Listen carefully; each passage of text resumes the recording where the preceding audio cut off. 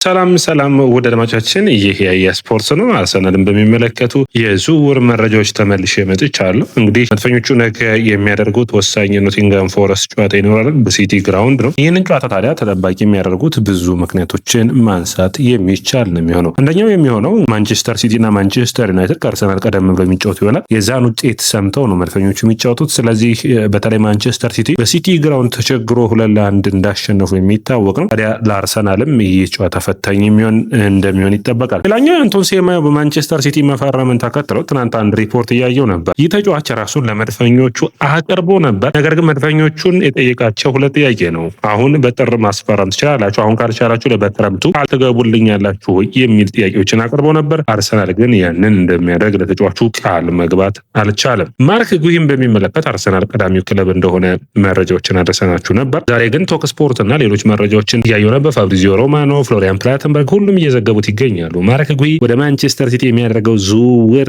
እንግዲህ ንግግሮች እየተሳለጡ እንዳለ ያሳያል። ሲቲዎች 30 ሚሊዮን ፓውንድ ተጫዋቹ ማቅረብን ይፈልጋሉ። አርሰናል፣ ሊቨርፑል እና ሌሎች ቡድኖችም ተጫዋች ፈላጊ ቢሆኑም ተጫዋቹ ወደ ሲቲ የሚሄድ ዕድሉ ግን ሰፊ ነው። ሲቲ አሁን አስፈርመው የዋናው ቡድን አካል አድርገው በተለይ በተጫዋቾች በተጎዱ ተጫዋቾች ቦታ እየተካ እንዲጫወትና ጠንካራ ፐርፎርማንሱ እንደሚያሳይ በፔፕ ጋርዲዮላ እምነት አላቸው። ስለዚህ ፔፕ ሴማዮንና ጉሂን በጥር የዝውውር መስኮት ወደ ስብስቡ ቀላቅሎ የአርሰናልን በዋንጫ በሚገባ የሚፎካከርበት አመት እንደሚሆን እያሰበ ይገኛል። እንግዲህ መድፈኞቹ ሌላኛው አማራጭ ሊሆናቸው የሚችለው ጀርሜን ጃኬትን የሚመለከት ነው። ጃኬት በጣም ከሚደነቁ የተከላካይ መስመር ተጫዋቾች ውስጥ አንዱ ነው። ይህንን ተጫዋች ግን ብዙ ቡድኖች ይፈለጋል። ቸልሲ፣ ሪያል ማድሪድ እንዲሁም ሌሎች ቡድኖች እንደ ቲም ቶክ ዘገባ ከሆነ ጃኬትን በሚመለከት አርሰናል ቀዳሚው ቡድን ነው ማለት ይቻላል። ይህንን ተጫዋች የማስፈረም እድላቸውም ሰፊ እንደሚሆን የሚጠበቅ ነው የሚሆነው። ታዲያ የዚህ ተጫዋች ምንድን ነው ብቃቱ ካላችሁኝ በቁመቱ ረገድ እንዲሁም ደግሞ በአውሮፓ በእግር ኳስ ከሚጠበቁ ትልልቅ የመሃል ተከላካዮች ይሆናሉ ተብሎ ወይም አዲሱ ዊሊያም ሳሊባ ከሚባሉት ውስጥ አንዱ ነው። ታዳጊ መሆኑን ተከትሎ እንግዲህ መድፈኞቹን በሚገባ ማሻሻል የሚችል ተጫዋች ይሆናል ተብሎ ይታሰባል። ጀርሜን ጃኬት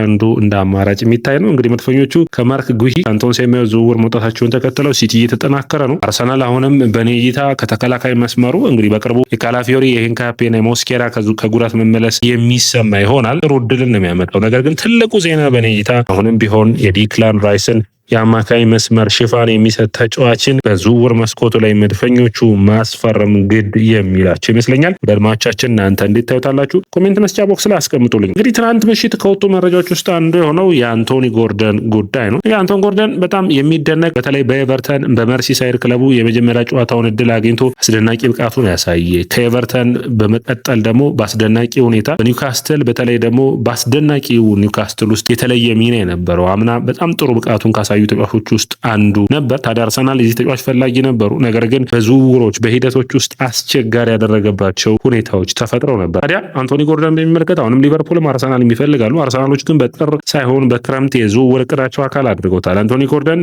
በምን ይገርመሃል ካላችሁ በማጥቃቱ ረገድ 24 ዓመቱ ነው የሚገኘው። ነገር ግን የተሻለ የመስመር ተጫዋች የሚያገኙ ከሆነ መድፈኞች የማስፈረም እቅድ አላቸው። በተለይ የማርቲኔሊ በክረምቱ ከአርሰናል የመልቀቅ ዕድሉ የሚቀጥሉ 6 ወራት አዲስ ነገሮች ከተፈጠሩ የመልቀቅ ዕድሉ ሰፊ ነው ተብሎ ይታሰባል። ታዲያ ይህንን ቦታ በሚገባ መሸፈን የሚችል ተጫዋችን ለማስፈረም ጥረታቸውን ማድረጋቸውን የሚቀጥሉ ይሆናል ተብሎ ይታሰባል። እንግዲህ አሁንም ቢሆን ዩናይትድ እንዲሁም ሌሎች ቡድኖች የዚህ ተጫዋች በተለይ ፈላጊ ሆነው ሊመጡ ይችላሉ የሚል መረጃዎች አሉ። ነገር ግን አርሰናል ይህንን ቅድሚያውን ወስዶ ይህንን ተጫዋች ማስፈረም እድል ሰፊ ሊሆን ይችላል። ከ60 እስከ 80 ሚሊዮን ፓውንድ መድፈኞቹ ማቅረብ ይጠበቅባቸዋል። የአንድሮ ትሮሳርድ በቡድኑ የመቀጠል እድሉ ሰፊ ነው። ስለዚህ የትሮሳርድን በቡድኑ የሚቀጥል ከሆነ ማርቲኔሊ የመልቀቅ እድሉ ሰፊ ሊሆን ይችላል።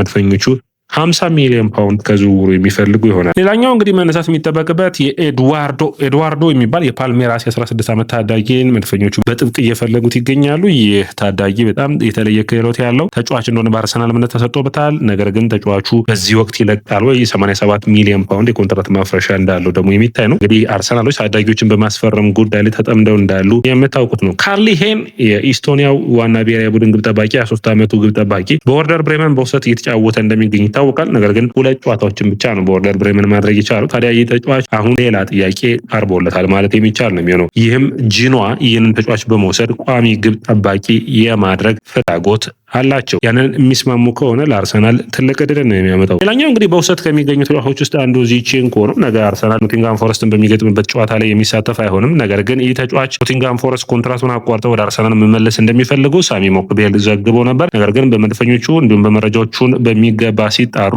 አርሰናል በኮንትራቱ ላይ ምንም አይነት የኮንትራት ማፍረሻ የለውም። ስለዚህ ምንም ማድረግ ስለማይችል የዚህ ተጫዋች ጉዳይ በኖቲንግሃም ፎረስት እስከ ውድድር ዓመቱ መጨረሻ ድረስ የሚቆይ ይሆናል። አርሰናል ከዚህ ሁኔታ በምን በኩል ይጠቀማል ካላችሁኝ ይህ ተጫዋች ኮንትራቱ በዚህ ዓመት መጨረሻ የሚጠናቀቅ ይሆናል። የኢታን ንዋነሪ ጉዳይ እንደ አዲስ እየተነሳ ይገኛሉ። ደልማቻችን ንዋነሪ በአርሰናል ጥሩ ብቃቱን ለማሳየት የሚችልበት እድል ቢኖርም ነገር ግን የመጨረሻ ጊዜ ጥረት ላይ ይገኛል። አርሰናሎች አሁን ተጫዋቹን መልቀቅ አይፈልጉም። ነገር ግን አንድ ሶፍ አርሰናል እንደዘገበው ከሆነ ዌስትሃም የተጫዋቹ ፈላጊ ሆኖ መጥቷል። በተለይ ሉካስ ፓኬታን በፍላሚንጎ ይፈልጋል።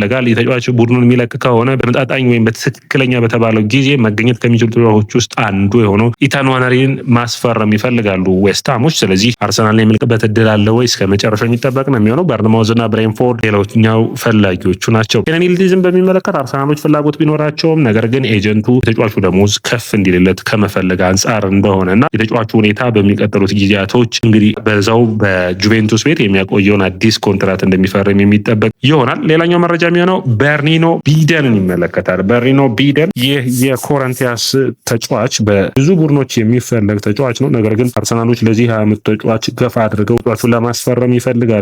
በ10 በ8 መጫወት መቻሉ ተመራጭ ያደርገዋል። የፔድሪ ብራዚላዊ ፔድሪ የሚሉ አስደናቂ ክህሎት ባለቤትም ታዲያ ይህንን ተጫዋች ለማስፈረም መድፈኞቹ ጥረታቸውን እየቀጠሉ ይገኛሉ። አርሰናል እንግዲህ በዝውውር መስኮቱ ላይ ብዙ መረጃዎች እየወጡ የሚገኙት አርሰናል በተለይ አንድሬ በርታ የሆነ ነገር እንዲያደርግ አርሰናሎች እየጠበቁ ይገኛሉ። ምክንያቱም በአማካይ መስመር ላይ ያለውን ችግር መቅረፍ አስፈላጊና ወሳኝ ነው ተብሎ ይታሰባል። ምክንያቱም ያንን ቦታ ላይ በሚገባ ትክክለኛውን ተጫዋች በተለይ ደግሞ ታዳጊዎችን ከተገኘ በተለይ በባለፈው ፕሮግራማችን እንዳየነው ቦያዲን አርሰናሎች የሚያገኙ ከሆነ ይህ ሁኔታ በትልቅ እድልን የሚከፍት ይሆናል። ለአርሰናልም የአማካይ መስመሩ ሽፋን የሚሰጥ ይሆናል። ወደ አድማቻችን ይህ የስፖርት ነው። የስፖርትን ላይክ፣ ሼር፣ ኮሜንት፣ ሰብስክራይብ ማድረጋችሁን አትርሱ።